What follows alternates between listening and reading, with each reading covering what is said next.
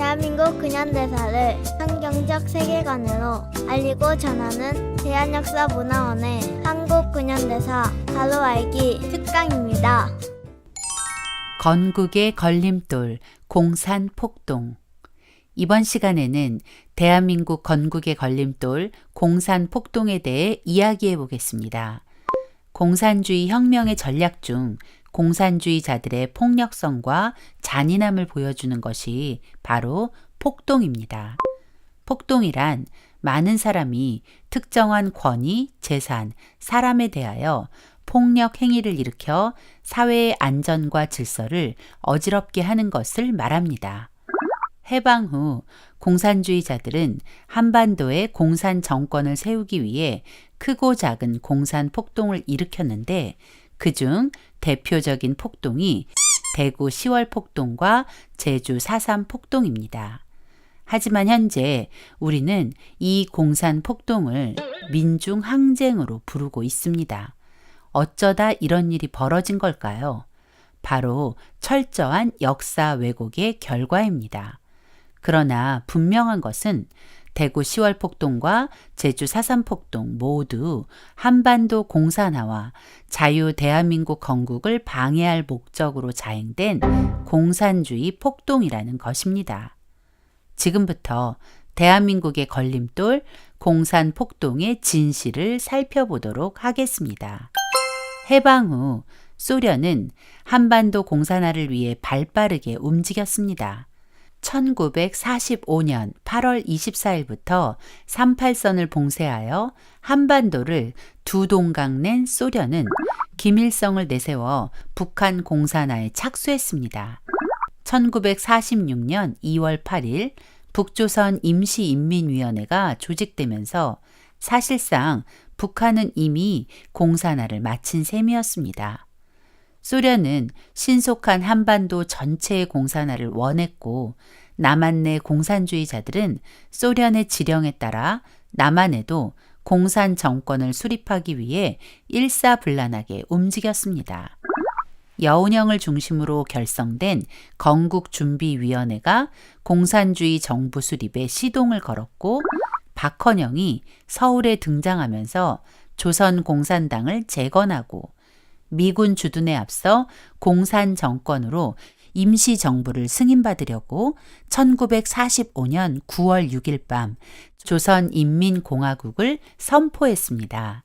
하지만 미군정 사령관 하지 장군은 정부인 것처럼 행세하는 정치단체의 활동은 어떤 경우든지 모두 불법적인 활동으로 취급할 것이다라며 12월 12일 조선인민공화국을 부인하는 성명서를 발표했습니다. 이 일로 조선인민공화국은 사실상 해체되었고 박헌영을 비롯한 공산주의자들이 꿈꾸던 남한 내 공산정권 수립은 물거품이 되었죠. 조선공산당 총비서 박헌영은 미군정의 눈을 피해 남한의 공산정권 수립을 위한 활동 자금 마련이 시급했는데 때마침 그들에게 활동 자금을 마련할 묘책이 생긴 것입니다. 바로 위조 지폐를 찍어내는 것이었습니다. 서울시 중구 소공동에 소재한 근택 빌딩에는 일제시대 총독부에서 조선은행권을 인쇄하던 조폐 공장이 있었습니다. 그곳은 조선공산당 본부와 공산당 기관지인 해방일보의 사무실로 사용했습니다. 조선공산당은 인쇄소의 이름을 조선정판사로 바꿔 해방일보를 인쇄했죠.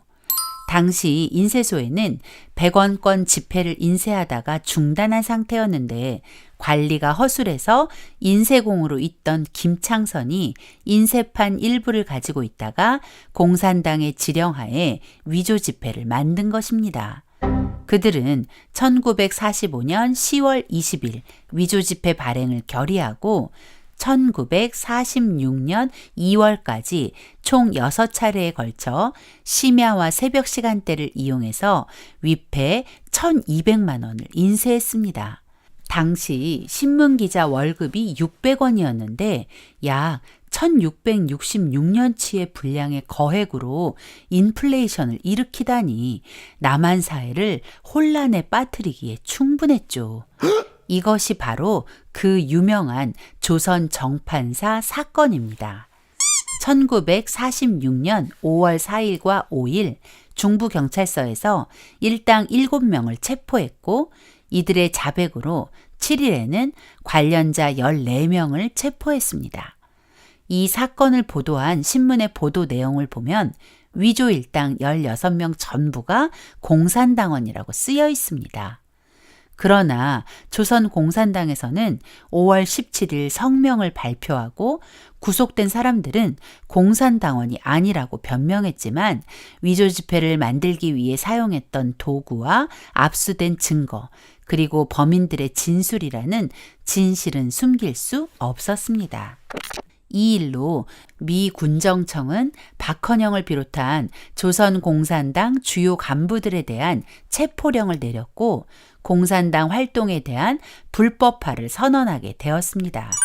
그러나 조선공산당 박헌영은 뻔뻔하게도 미군정에 대항하겠다며 신전술을 발표하여 더욱 급진적인 살상을 서슴지 않는 무력투쟁, 즉 극좌 폭력 투쟁을 선포하며 이렇게 말했습니다.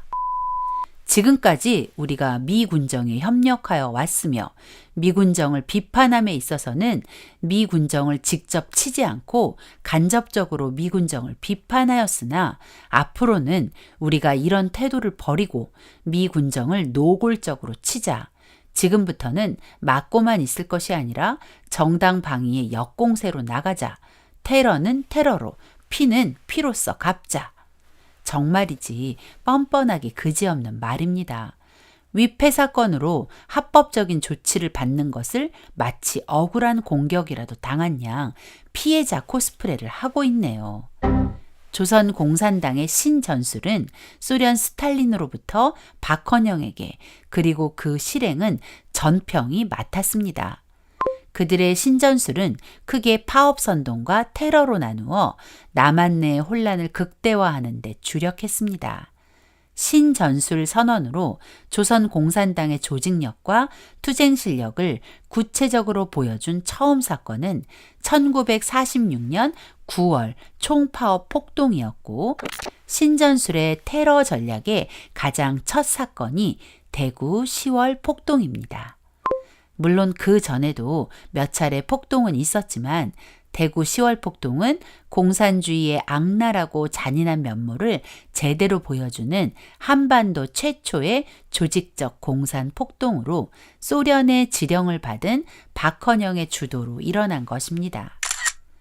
대구 10월 폭동은 공산주의자들의 거짓 선전 선동으로 시작되었습니다. 전평, 경상북도 평의의 위원장 윤장혁은 사람들에게 가짜뉴스를 퍼뜨렸습니다. 대구시청 앞에서 쌀을 배급해준다. 쌀 배급받으러 가자. 라며 사람들을 선동해 부녀자 약 1000여 명이 대구시청으로 몰려갔습니다. 그러나 시청 앞에 모여든 사람들이 듣게 된 소식은 쌀 배급이 취소됐다는 것이었습니다. 그 역시도 윤장혁 일당의 계략이었죠. 해방 후 한반도는 어려움이 많았습니다. 쌀값이 폭등한 데다 쌀 매점 매석까지 더해지면서 일반 시민들의 삶은 고통 그 자체였기 때문에 공산주의자들의 거짓 선전 선동은 제대로 먹혀들었죠. 공산주의자들은 화가 난 군중들을 선동해 시청 정문과 유리를 부수게 했습니다. 그리고 10분 거리인 경북 도청으로 군중을 유도해 시위를 이어나갔고 전평이 있는 대구역 광장에서는 쌀을 달라, 박헌영 선생 체포령을 취소하라는 구호를 외치고 적기가와 해방의 노래를 부르며 수천의 노동자와 시민들이 합쳐져 시위가 격렬하게 번져갔습니다. 이 과정에서 군중이 경찰들에게 돌을 던지기 시작했고 경찰은 위협 발포를 했는데 시위대 한 명이 총에 맞아 숨지는 사건이 일어나고 말았습니다. 군중은 흩어져 돌아가고 시위가 진정된 것 같았지만 다음 날 대구 의대 재학 중이던 조선공산당 비밀당원 채모학과 4명의 학생이 시신 한 구를 가지고 사람들 앞으로 나와서 이 시신이 어제 경찰에게 억울하게 죽은 그 노동자입니다. 라고 사람들을 선동했고, 이내 사람들의 마음에는 경찰에 대한 분노가 일기 시작했습니다. 사실 그 시신은 전날 죽은 노동자가 아닌 대구 의대 해부학 실험실의 해부학 실험용 시신이었고, 최모학이 그 시신을 훔쳐나와 사람들을 선동하기 위한 도구로 사용한 것 뿐이었습니다. 그 전략은 제대로 적중했습니다. 공산주의자들은 노동자, 시민, 학생들을 선동했고, 공산주의자들의 폭동은 노동자, 시민, 학생의 3자 연대 폭동으로 이어졌습니다.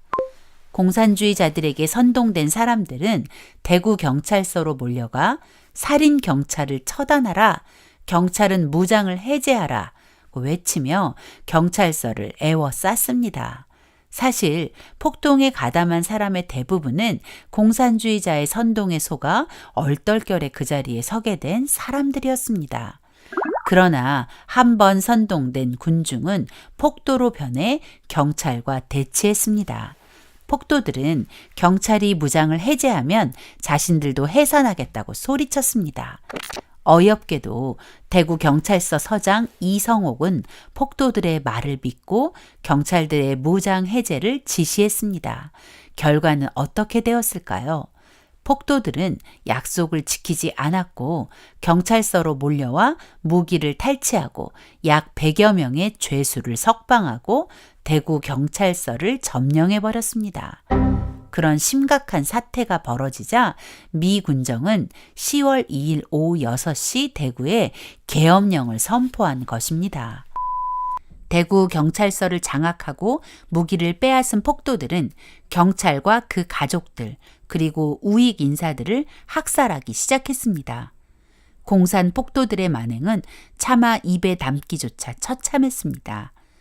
경찰관의 집을 습격해 경찰관의 부인과 세 자녀를 잔인하게 학살하고 60대의 노모마저 몽둥이로 내리쳐 살해했습니다. 과수원을 운영하던 농부의 집에 들어가 농민을 착취했다며 낙과 곡괭이, 도끼로 가족 11명을 처참하게 살해하기도 했습니다.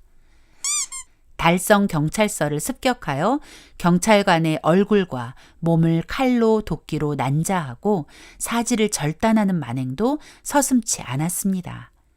폭도들의 공격 대상은 경찰관만이 아니었습니다. 달성공원에서는 무고한 일반 시민들을 학살했고 집들을 불태우기도 했죠. 폭도들은 대구뿐만 아니라 외관, 상주, 영천경찰서, 그리고 자양, 화산지서를 습격해 경찰관을 죽이고 생매장도 서슴지 않았습니다. 공산주의자들의 만행은 말로 표현하기 힘들 만큼 잔인했습니다. 총으로, 죽창으로 사람들을 죽이고 살아있는 사람을 생매장하고 물속에 수장하고 사지를 절단하고 불태워 죽이고 자동차에 산 사람을 매달아 끌고 다니고 나무에 매달아 죽이는 등 온갖 방법을 동원해 사람이라면 도저히 할 수 없는 만행을 저질렀습니다. 대구 10월 폭동으로 대구 시내에만 300여 명의 사상자가 발생했고 대구 인근 경상북도에도 약 200여 명이 넘는 희생자가 나왔습니다. 대구 10월 폭동의 여파는 대구 경북 지역뿐만 아니라 전남, 전북, 경기, 강원, 전국 73개 시, 도, 군까지 확대되어 경찰관 200여 명을 포함하여 약 1,000명이 사망하고 3,600여 명이 행방불명, 2만 6천여 명이 부상당하는 처참한 결과를 가져왔습니다. 우리가 주목할 것은 누가 이 폭동을 주도했는가입니다. 대구 10월 폭동은 대구 시민의 자발적 행동이 아니었습니다. 누군가의 지령에 의해 대구 지역 공산주의자들이 일사불란하게 움직인 작전이었습니다. 그들의 몸통은 바로 소련의 스탈린입니다. 스탈린은 북한에 파견한 소련 군정 스티코프에게 지령을 내리고 스티코프는 조선공산당 총비서 박헌영에게 그리고 박헌영은 전평에 스탈린의 지령을 전달해 전평이 행동대장이 되어 이 끔찍한 대구 10월 폭동이 일어난 것입니다. 그런데 현재 대한민국은 대구 10월 폭동을 민중항쟁으로 여기고 있습니다. 하지만 여기 대구 10월 폭동이 민중항쟁이 아닌 공산주의 폭동이라는 명백한 증거가 있습니다. 북한에 주둔했던 소련 군정 스티코프의 일기입니다. 소련을 대표하여 북한에 와 있던 스티코프는 매일의 일들을 자세히 기록한 일지를 남겼고 소련이 무너진 후 스티코프의 그 기록이 세상에 공개되었죠. 이 문건을 보면 대구 10월 폭동이 스탈린과 소련 공산당의 지시에 따른 아주 계획적인 공산주의 폭동이었다는 사실을 알게 됩니다.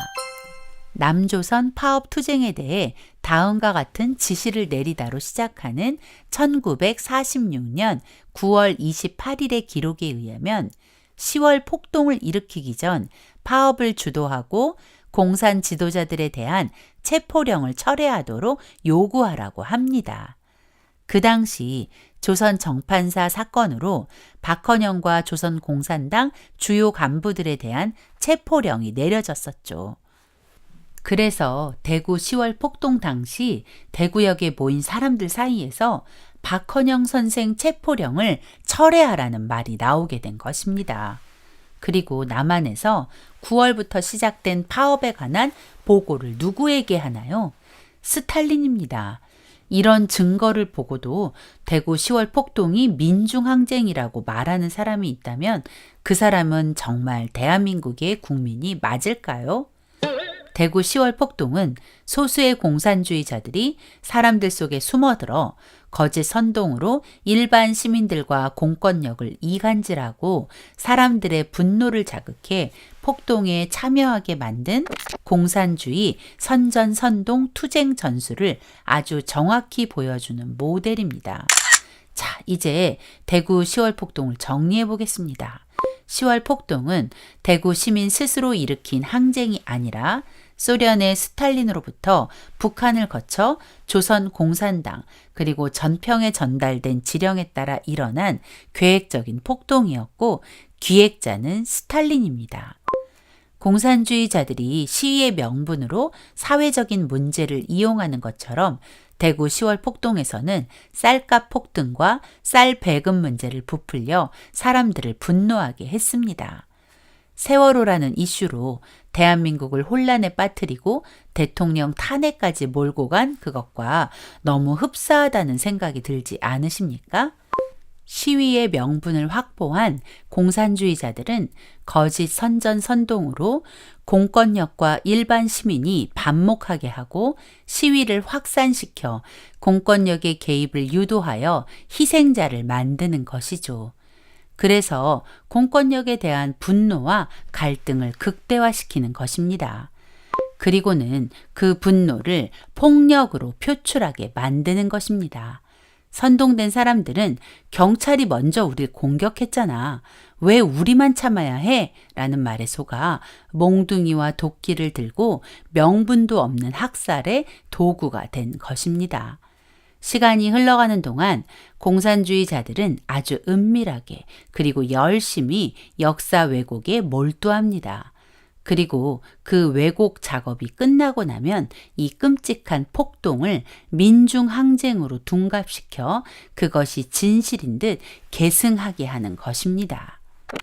그래서 단언컨대 대구 10월 폭동은 우리나라에서 벌어지는 모든 공산주의 폭동의 원조이자 모델임이 분명합니다. 멀지 않은 과거를 되돌아보면 대한민국의 분열을 조장하고 혼란에 빠뜨린 많은 사건들이 대구 10월 폭동과 너무나 닮아 있다는 것에 소름이 끼칩니다. 그러나 더 큰 문제는 이 일이 아직도 진행 중이라는 것입니다. 2016년 10월 1일 대구에서 전국 노동자 대회가 열렸습니다. 그때 그들이 외쳤던 구호는 9월 총파업, 10월 민중항쟁 70주년 정신 계승이었습니다. 1946년 대구 10월 폭동과 그보다 앞선 9월 총파업의 정신을 자신들이 이어간다는 것이죠.